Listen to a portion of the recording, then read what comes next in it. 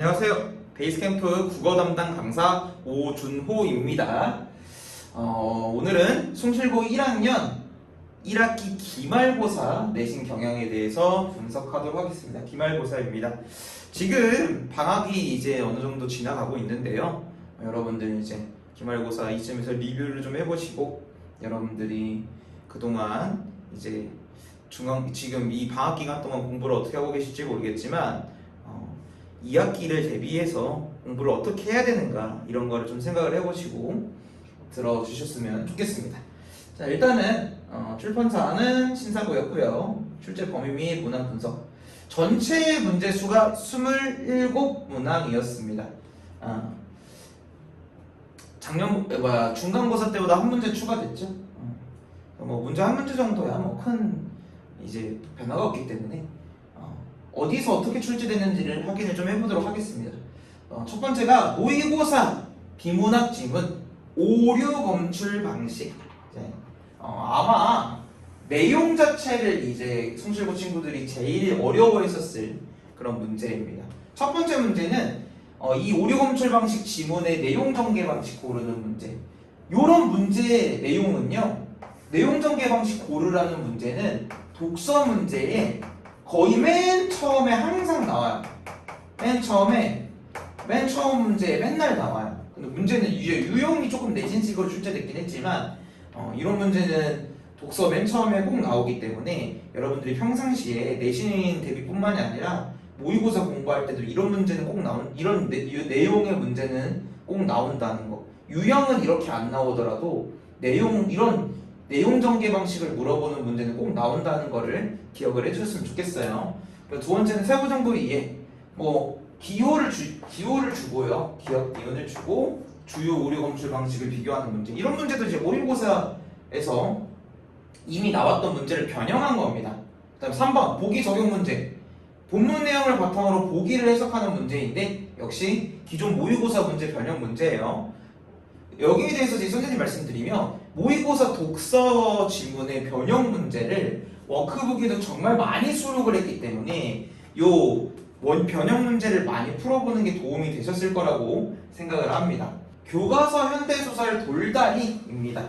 그래서 문제가 4문제가 출제가 됐는데, 첫 번째 문제는 시점에 대해서 묻는 문제, 두 번째 문제는 인물 유형을 물어보는 문제, 세 번째는 밑줄 중심으로 세부 내용을 물어보는 문제, 네 번째는 시점을 바꾼 보기를 제시해서 시점 간의 차이에 대한 정보를 알고 있는지 묻는 문제. 이렇게 네 문제가 출제가 됐는데, 지금 딱 보니까 눈에 먼저 보이는 게 시점 얘기가 지금 2개나 나오죠. 이 시점은 이제 소설의 굉장히 중요한 이론 중에 하나예요. 문학 이론, 굉장히 중요한 문학 이론입니다. 그래서 시점에 대해서 혹시 아직까지도 고1 1학기가 끝난 아직까지도 내가 시점, 무슨 시점이 있고 그 시점마다 어떠한 차이가 있고 어떤 특징이 있고 이런 거를 이제 아직까지 내가 모른다. 심지어 1학기 기말고사 이 시험에서 나오고 나서 지났는데도 아직도 이거는 맞았어. 이 4번 7번 같은 문제는 맞았는데 지금도 딱 선생님이 지나가면서 너 시점이 뭐뭐 있어? 시점에는 뭐뭐가 있고 걔네들의 특징은 뭐니? 한번 얘기해볼까? 했을 때 바로 튀어나오지 못한다. 이런 친구들은 공부를 더 하셔야 합니다. 그리고 꼭 숙지하셔야 되고요. 기본 이론들은 여러분들 머릿속에 내재되어 있으셔야 되는 거예요. 내신이라서 그때 시점을 바짝 공부하고 까먹는 게 아니고 머릿속에 들어있으셔야 됩니다. 실제로 베이스캠프 학원 같은 경우에는 이 시점의 종류와 시점에 따른 특징은 이미 예비 고등학교 1학년 수업 때부터 공부를 해왔어요. 그 다음 교과서 희곡인 성난 기계입니다. 희곡은 연극의 대본이죠. 그래서 첫 번째는 희곡 갈래에 대해서 묻는 문제. 여러분들 그리고 두 번째, 아까 소설의 시점 말씀드렸잖아요. 근데 이 시점이라는 건 다시 소설이라는 놈의 이론이잖아요. 그리고 이 소설은 다시 어디에 속해 있냐면 문학 갈래에 속해 있어요. 학갈래. 문학갈래가 뭐냐? 문학갈래가 서정갈래, 서사갈래, 극갈래, 교술갈래, 이렇게 4개의 갈래가 크게 있습니다. 서정, 서사, 극, 교술. 그리고 이 서정의 대표적인 갈래가 시고요. 서사의 대표가 소설, 극의 대표가 희곡이나 시나리오인 겁니다. 그리고 교술의 대표가 누구냐? 수필인 거예요. 이 안에도 더 있어요. 이 외에도 더 있습니다. 대표만 얘기해 본 거예요. 대표. 그러니까 여러분 결국 요 시점도 갈래 이론과 연결되어 있어요. 왜? 서사갈래 중 하나인 소설은 극갈래인 희곡과 시나리오와 다르게 서술자가 존재합니다. 이쪽은 서술자가 없어요. 서술자가 있기 때문에 시점이라는 것도 있는 거예요. 다 연결돼 있어요. 정보들은 여러분. 공부, 문학 이론은 거미줄 혹은 마인드맵처럼 연결돼 있습니다. 아직도 머릿속에 이렇게 마인드맵이 그려지지 않는다 하시는 분들은 역시 공부를 더 하셔야 합니다. 그래서 갈래 특징 이런 거는요, 이번 시험에 희곡 나오는구나? 그러니까 이번 시험에 희곡 나오지? 그러니까 공부해야지가 아니에요. 문학 갈래는 평상시에 머릿속에 들어있으셔야 됩니다. 요런 세부 내용 묻는 문제들만 그때그때 공부를 하시는 거죠. 오케이. 다음 10번은 대화 양상 묻는 문제. 대화 양상에 대해서 좀 생소하게 설명해서 좀 난이도가 있었긴 했어요. 그 다음 교과서 현대시 첫사랑, 그리고 학습활동에 있는 고전시가인 가실이라는 고려가요입니다. 고려가요. 그래서 11번은 가는 첫사랑이고 나는 가실이라는 고전시가인데 얘는 현대시고 얘는 고전시가라 시대가 다르거든요. 하지만 둘 다 아까 얘기했었던 서정갈래에 들어있습니다. 그러니까 크게 보면은 얘네들은 같은 갈래에 들어있어요. 그리고 그런 같은 시니까, 같은 서정갈래에 있는 시들이니까 표현상의 특징이 겹치는 애들이 있습니다. 그런데 요 문제는 그 중에서 뭘 물어봤냐면 표현상의 특징 중에 내용적 표현에 대해서 물어봤어요. 어떤 상황, 화자의 어떤 상황을 중심으로 시를 전개했느냐. 그래서 이미 부재하는 상황이다 라는 선지가 정답인 선지인데 이게 좀 문제가 좀 아쉽습니다. 왜냐면 첫사랑이라는 시는요, 이미 부재하는 상황이다라는 그 상황이 중심인 시가 아니에요. 약간 미성숙한 첫사랑을 이제 어때요? 열심히 해서 이뤄냈고, 그리고 그 첫사랑이 끝난 후에 이 힘들여서 공들여서 이룩한 첫사랑이 끝난 후에 성숙한 새로운 사랑을 할 수 있다. 이런 내용이 중심 내용인 시지, 첫사랑이 끝나서 새로운 성숙한 사랑을 할 때 그 첫사랑이랑 헤어졌으니까 이미 부재하는 상황이다? 이게 중심 상황은 아니에요.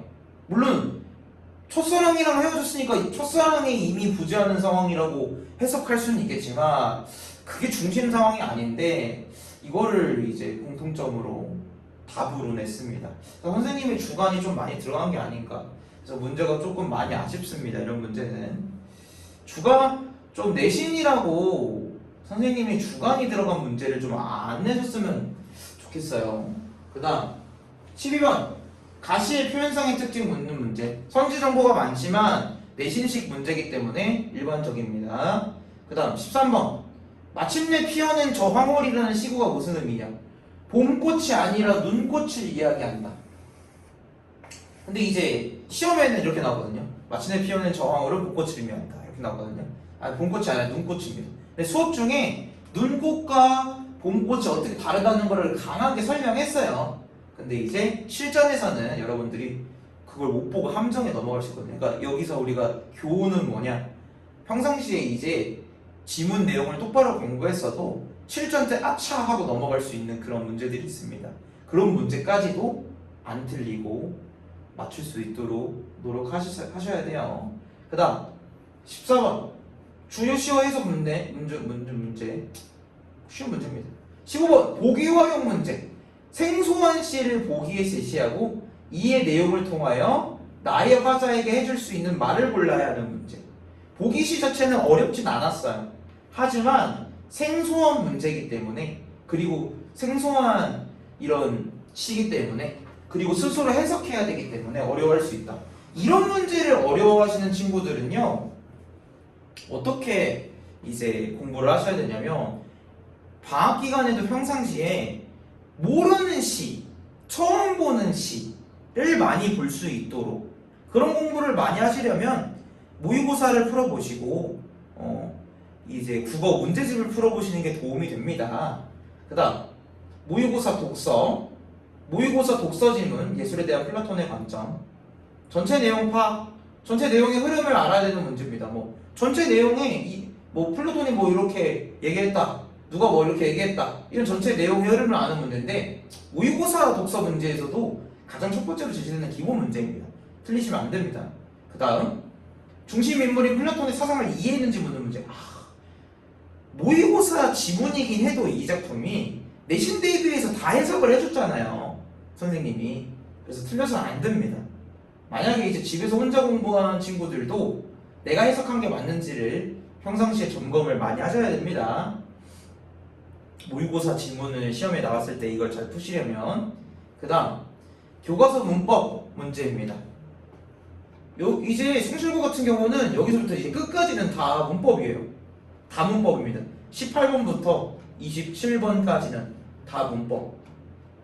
그래서 뭐 표준 발음법 문항, 음운 변동 표기 반영이 되는지를 확인해야 되는 안 해야 되는 문항, 그다음 음운 변동 관련 설명을 제시하고 적용해야 되는 문항, 역시 똑같은 문항, 국외음화에 대한 이해를 묻는 문항, 표준 발음법에 대한 이해 묻는 문항, 두음 법칙에 대한 이해를 묻는 문항, 음운 탈락에 대해서 물어보는 문항, 반모음 첨가에 대해서 물어보는 문항, 된소리 대개에서, 그러니까 다 이제 우리가 배웠던 음운 변동 이론들이거든요, 쭉. 그런데 여기서 이제 이런 거는 이제 길게는 말씀 안 드릴 거고, 여기서 드릴 딱 말씀이 두 가지가 있어요. 보기의 설명을 제시하고 이를 통해서 선지 예시를 해석해야 되는 문제가 유형들이 나왔습니다.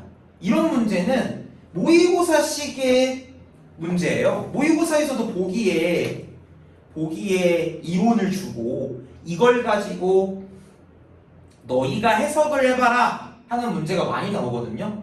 여기 밑에도 또 있어요. 그쵸? 근데 이제 어때? 이런 문제들은요, 쌤이 여기다가 이제 적어놨듯이 평상시에 모의고사 문법 문제를 자주 접해본 친구들이 더 많이 잘 푸는 문제. 그래서 이런 것도 뭐냐? 문법 공부도 지금 이제 방학 기간이잖아요. 문법 공부도 평상시에 기출을 통해서 더 열심히 공부해야 되는구나. 그쵸?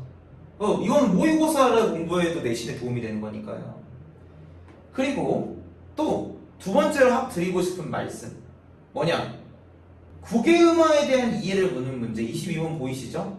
근데 예시가 되게 많았어요. 근데 문제는 그 중에서 무슨 얘기가 있었냐면, 국외음화가 형태소 내부에 일어나는 경우도 있구나, 이렇게 해석을 했어요, 문제에서. 근데 국외음화는요, 여러분, 절대적으로 형태소 내부에서 일어나지 않습니다.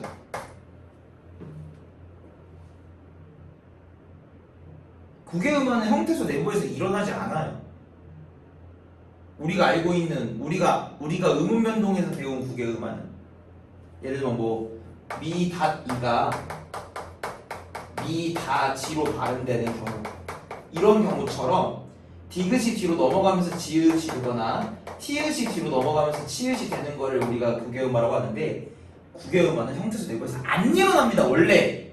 그래서 이 문제는 어려워 보이지만 암기 문제예요. 오히려 이론 암기 문제. 요 밑에도 있어요. 두음 법칙에 대한 이해를 묻는 문제. 리을이 탈락하는 경우만 있구나, 뭐 이런 식으로 나왔었어요, 문제. 근데 리을의 두음 법칙은 탈락하는 두음 법칙과 니은으로 바뀌는 두음 법칙 두 가지가 있어요. 이것도 기본적인 이론에 대한 이해인 거죠. 그래서 여러분들이 이런 거를 보시면 어떤 식의 이제 교훈을 얻을 수가 있느냐, 평상시에 생각보다 이론이라는 걸 문제를 많이 풀어보는 것도 중요하지만 이론을 정말 꼼꼼하게 체득해야 되는구나, 이거를 여러분들이 조금 이해를 하셨으면 좋겠어요. 그래서 여기 보세요. 총평. 전체적으로 문법과 문학 비중이 높았다. 그래서 비문학은 모의고사 지문에서 5문제만 나왔습니다. 그래서 문학은 교과서 위주, 문법은 필수 내용 암기 위주로 공부했다면 어려움을 느낄 부분이 조금 적었을 겁니다. 왜? 아까 말했던 생소한 보기를 활용하는 문학 문제나 아니면 선생님이 주관이 적용된 애매한 문제들 외에는 좀 틀리지 말아야 해요.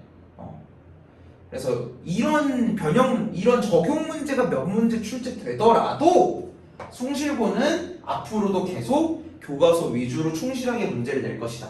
앞으로도 공부 전략을 이와 유사하게 가져가셔야 합니다. 그래서 2학기 대비 방향을 이렇게 적어놨어요, 쌤이.